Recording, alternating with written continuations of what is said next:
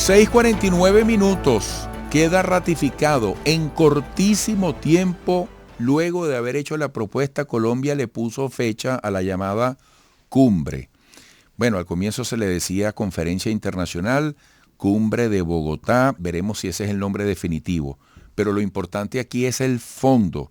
Dentro de muy poco, esto es dentro de menos de 2 semanas, se va a realizar ese esfuerzo ya con la presencia confirmada de 15 países, y ha dicho el canciller colombiano que confirmaron asistencia a Estados Unidos, Canadá y varios países europeos. Por supuesto, poco a poco vendrán los detalles.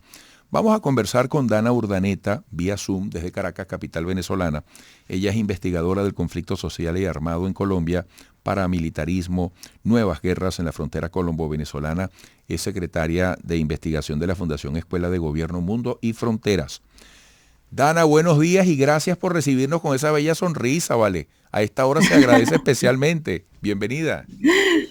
No, Yoliti, gracias a ti por la invitación nuevamente. Mira, ¿qué expectativas podemos tener desde el punto de vista técnico, político, sobre esta propuesta de Colombia, que increíblemente le pone fecha tan rápido, ¿verdad? Claro, los periodos presidenciales son sumamente cortos y el presidente Petro se ha trazado metas muy ambiciosas alrededor de la política de paz total. Yo creo que por eso es que ha puesto una fecha tan pronta, así como también está intentando meter presión política y mediática a la mesa de diálogos entre el gobierno colombiano y el ELN. Él quiere que esta política de paz total se consolide antes de que él termine su periodo presidencial. Entonces, en esta política de paz total, Venezuela juega un rol estratégico desde distintos puntos de vista, y con esta cumbre sobre Venezuela que se va a dar en Bogotá, bueno, hay un intercambio político entre los gobiernos, ¿no? Venezuela ayuda a Colombia con sus procesos de paz, con las insurgencias que tienen origen político, y a su vez Colombia ayuda al gobierno venezolano a resolver y dirimir las diferencias que hay en Venezuela desde hace mucho tiempo con la oposición venezolana, pero también nunca dejar de lado de que en Venezuela hay distintas oposiciones. También hay una oposición que es de izquierda, también hay una oposición que es comunista y que no tiene expresión en esta mesa de diálogos. Solamente en esta mesa de diálogos de México se toma en cuenta a la oposición de derecha, al pueblo de a pie que está exigiendo desde hace tiempo el cumplimiento del artículo 91 de la Constitución, que nos habla de salario mínimo igual a canasta básica. A ese pueblo no se le escucha, con ese pueblo no se dialoga. Entonces, las expectativas del pueblo es tener un salario digno, es tener servicios, para que, por ejemplo, el día de hoy yo no tenga inconvenientes para conectarme y poder conversar contigo, para que no estemos en una avenida principal de la capital del país y nos quedemos sin señal en cualquier línea telefónica que utilicemos. Entonces, no estoy segura de que esos puntos sean parte de la agenda de diálogos en México, ni la que se vaya a retomar ahora, posiblemente en Colombia, con la mediación del presidente Gustavo Petro. Pero bueno, vamos a ver cuál va a ser la agenda, qué puntos se van a tratar y cómo va a avanzar esta política exterior de paz de Venezuela hacia Colombia y de Colombia hacia Venezuela, donde hay unos intereses muy importantes de Estados Unidos. Yoliti, yo te pregunto, ¿tú sabes qué es la política de paz total? Bueno, trato de saberlo, lo Ok, trabajamos muchísimo, te iba a hablar al respecto como un planteamiento porque me parece muy importante, y uno sí, entiende, primero, que es una aspiración de altísimo nivel de Gustavo Petro; sí, segundo, que es la simultaneidad complejísima. No, no te preocupes, no te angusties, ok, estamos en vivo, no, ok, tranquila. Le explico a los ok, amigos radioyentes que ella volteó preocupada porque sonó como una bisagra por ahí. sí, sí, Pero fíjate, Dana, aquí es interesante. Yo te iba a tocar el tema porque aquí lo trabajamos mucho. Estamos haciendo, porque son varios frentes en el sí, trabajo, en la agenda. Es como jugar en varios tableros al mismo tiempo. Y qué interesante que tú insertas este paso que se quiere dar con la cumbre de Bogotá dentro del alcance de las aspiraciones de la paz total. En estos días me decía un colombiano con quien yo conversaba: mira, Petro no ha dado lugar al aburrimiento. O sea, Petro tiene una dinámica ejecutiva. Fíjate que ahorita está planificando un encuentro con el presidente de los Estados Unidos. O sea, el hombre no se ha detenido y su misma llegada al poder, solo por el hecho de llegar al poder y las primeras decisiones que ha tomado, uno como venezolano, a los intereses de los venezolanos dice, cónchale, como que se destrabaron muchas cosas, ¿verdad? No se han destrabado muchas cosas, hay intenciones por ahora. Ujú.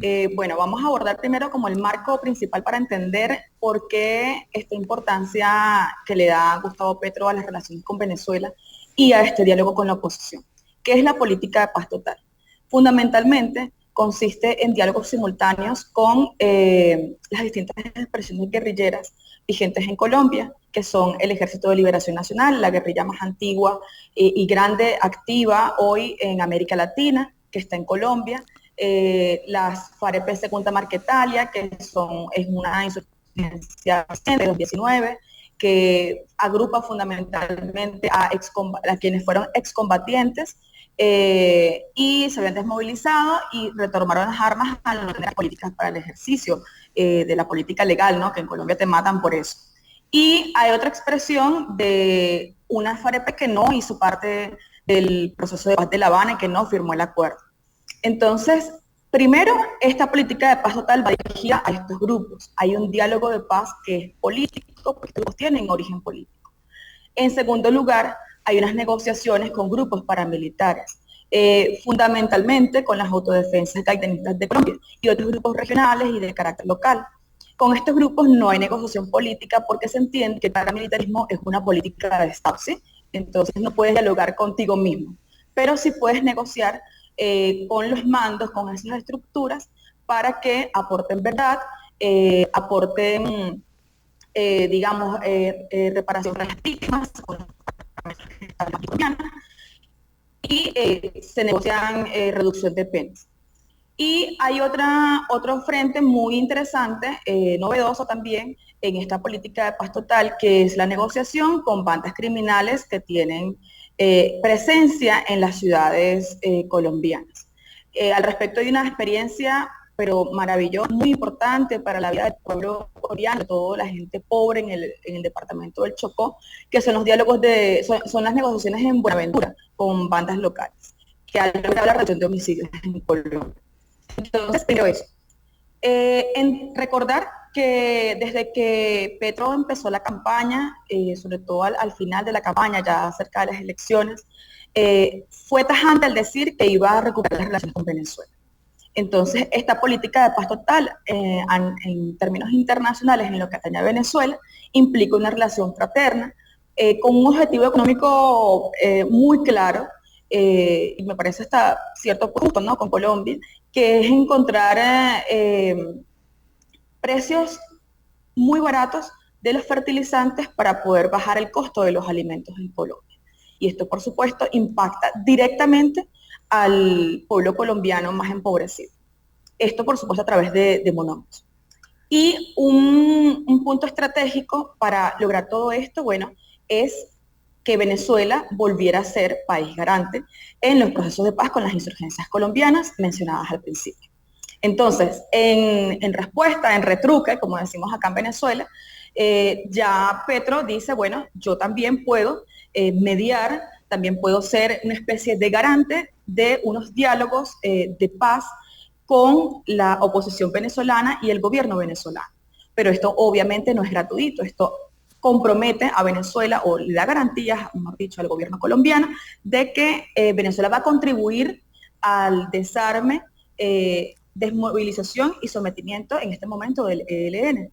Porque allí, tanto en la mesa de diálogos que está paralizada en México y que posiblemente se retome en Bogotá, tanto como en la mesa de diálogos entre el Ejército de Liberación Nacional y el gobierno colombiano, que va a empezar ahorita el tercer ciclo en Cuba, se está jugando la relación de Colombia y Venezuela con Estados Unidos.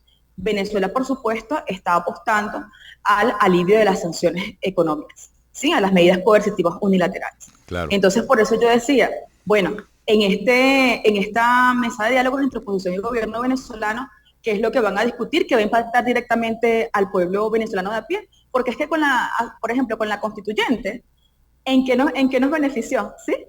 ¿Qué cambió el país? Simplemente que hubo un estado de gobernabilidad, ¿verdad?, para el presidente Nicolás Maduro, pero no hubo cambios positivos y satisfactorios para la vida material diaria del pueblo venezolano. Qué interesante escucharte, Dana. Incluso esto es tan complejo que dentro o fuera de la mesa de diálogo, la oposición o las oposiciones, y particularmente quienes están proponiendo al país como candidatos o precandidatos a la presidencia, deberían estar tocando en profundidad estos temas que tú has tocado sobre guerrilla, paramilitarismo, dentro del espectro de las relaciones con Colombia y con la región. Bueno, Dana, un gran abrazo. Gracias por tu aporte. Bueno, muchas gracias, Yoliti. Estamos a la orden. Y bueno, la idea es que esto realmente contribuya al bienestar de los dos países y entender sobre todo que este conflicto, no solamente con conflicto político con la oposición venezolana, sino el conflicto que vive Colombia, no es un conflicto que atañe solamente a cada país, ¿no?, sino que es un conflicto regional del cual todos tenemos que responsabilizarnos y tenemos que aportar a la solución. Bueno, hasta pronto. Un abrazo. Igual. Dana Urdaneta, investigadora del conflicto social y armado en Colombia, paramilitarismo y nuevas guerras en la frontera colombo-venezolana. De allí su interés y su enfoque y el por qué nos llevó por todas estas áreas temáticas en el análisis que acabamos de escucharle. Volveremos, sigan allí por favor.